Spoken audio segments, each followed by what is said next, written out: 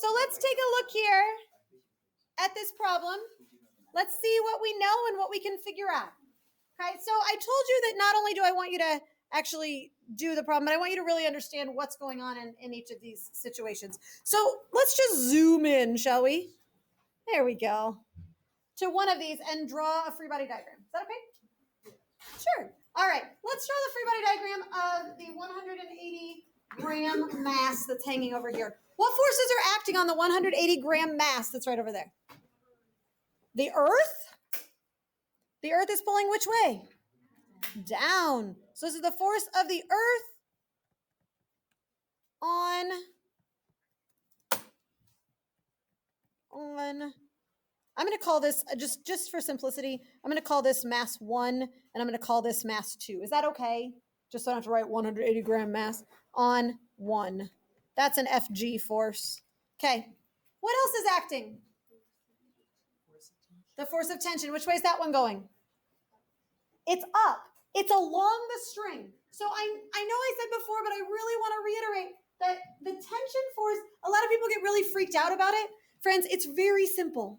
Okay, it's just always along the string. That's all it is. Okay, so it's going to be a force along the string. Now, so that's the force of the string on 1, and that's an FT. Are those two forces equal in magnitude? If they were equal in magnitude, what would that mean? That it's not accelerating, right? And I'm thinking that we can all kind of agree that there is going to be some sort of acceleration, right? So we're just going to kind of leave that there for now. What forces are acting on the 100 gram mass? The force of the Earth. The force of the Earth. It's like, it's there. We know it is. Force of the Earth on number 2. That's FG. I'm going to call that FG2 just so I don't get confused with FG1. What else is acting on that object 2? The normal force, the force of the surface perpendicular, right? So that one's going to go this way. The force of the surface on 2, that's an Fn. How do these two forces compare? They're equal in magnitude, right? Opposite direction because they have to add up to what? 0. Why? Not accelerating. Say that really loud because it's beautiful. In the Y direction, right? It is accelerating, just not up and down in the Y direction. All right. Anything else acting? Yeah. The force of friction. The force of friction. It did say that there was friction. Which way is the frictional force going? To the left. To the left. How do you know it's going to the left? So the block is moving to the right, which means that the friction is going to the left, right? Because the frictional force is always going to oppose that motion as those two surfaces go next to each other. So we're going to go like this. The force of the surface on block 2. I'm running out of space here. FF. Okay. Anything else acting? Force of tension. The force of tension. Which way does that one go? Left. To the left also, doesn't it? F of the string on block 2, FT. Everybody good so far? Sweet. Okay. How does this free body diagram compare to the one if I was going to go through and draw a free body diagram for number or for letter B? Are they the same?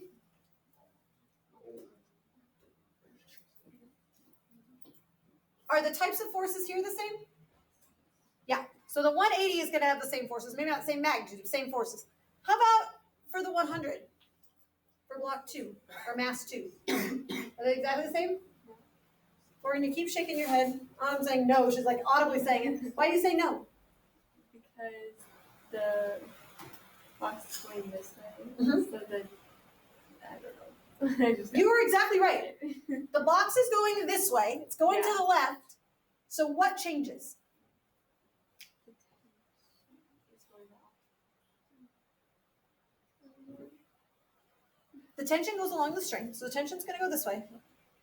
What's the other thing that acts in that direction? That makes sense? Does that make sense to you? Yeah. Yeah. Friction is going opposite of the motion. It's hard to remember these things. I totally am with you. Yeah. So the thing that's different here is that friction now goes this way. and the tension goes this way. Okay? And in that case, what does that tell us about the acceleration of this box as compared to the acceleration of the box in A? Which one has a bigger acceleration? Why? You guys are whispering really quietly. Say it loud! Be bold. Why?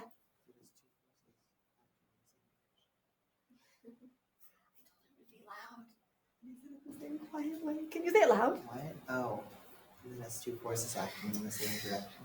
That was a little louder. A little bit. Yeah, two forces acting in the same direction, so you're adding them together. So if this one was 3 and this one was 2, now it's 5, right? But if this one was 3 and this one was 2, then right, or I picked the numbers backwards, but you get the idea. You see what I'm saying? You're gonna subtract them here, you're gonna add them here. That's the issue. Which of these two has a bigger acceleration? A has a bigger acceleration. We good? Okay, we're not done though. So A is greater than B. How do C and D fit into the whole story?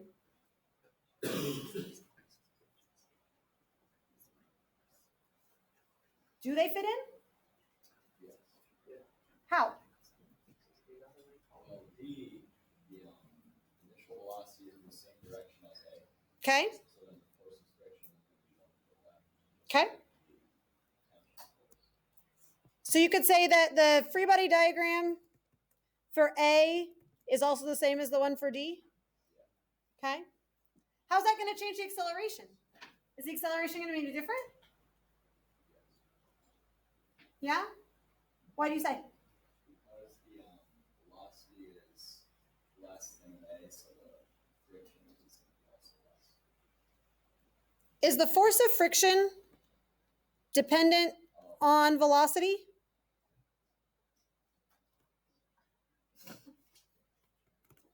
Question mark? What is the force of friction dependent on? Force of friction equals, for kinetic friction, force of kinetic friction.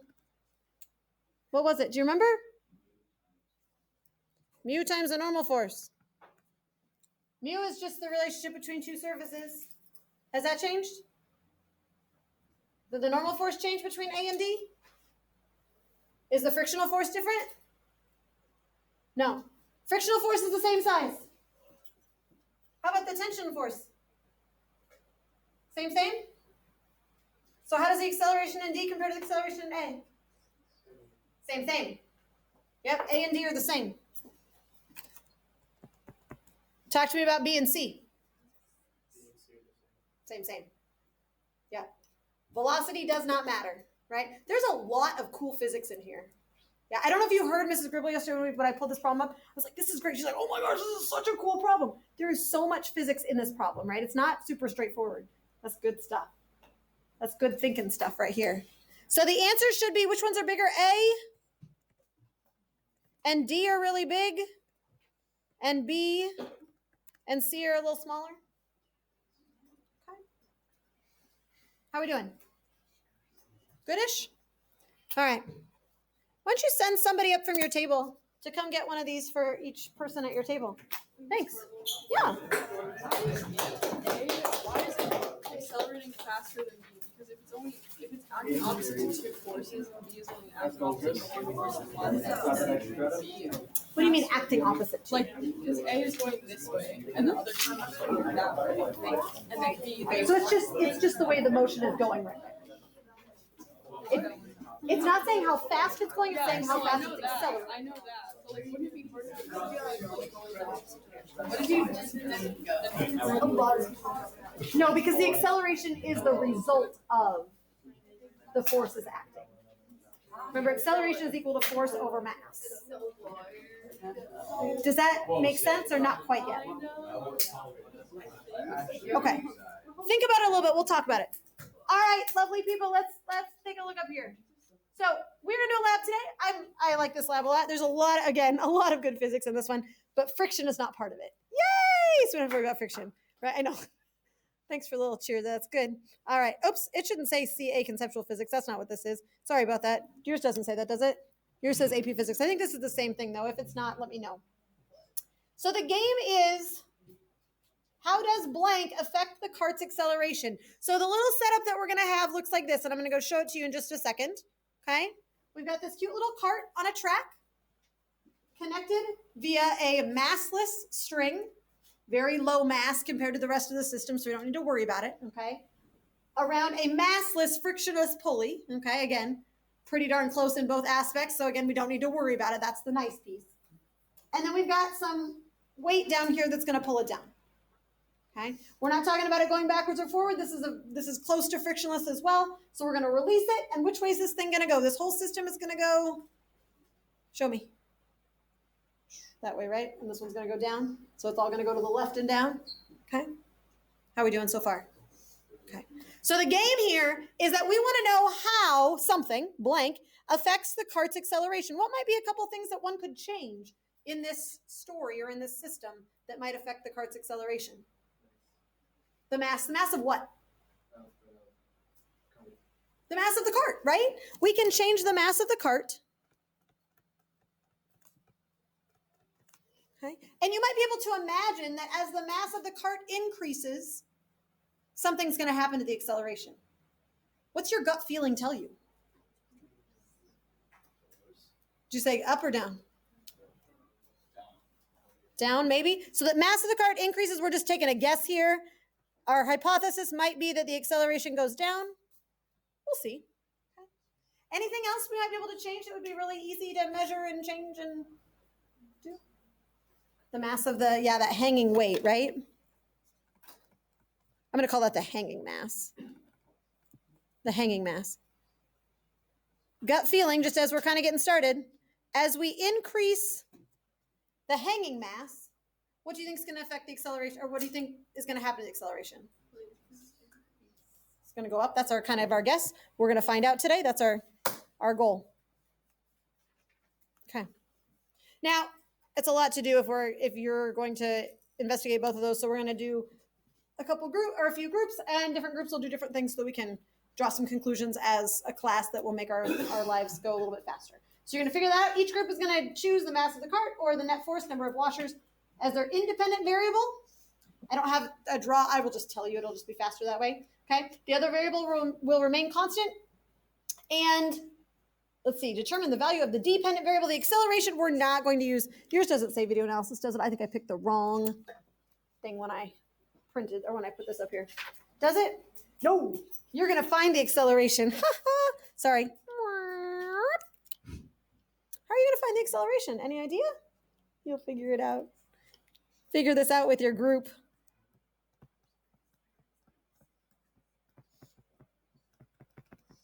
Okay. You're going to make a plan with your partners. What data are you going to collect? How many data points? It's your lab. You figure it out. You be reasonable. You make good choices. Okay. Today is data collection day. Okay. Once you've got data collected, tomorrow we will do our analysis. Sound good? Do you guys want to go see the equipment? Yay! Okay, let's go. I'll meet you over there.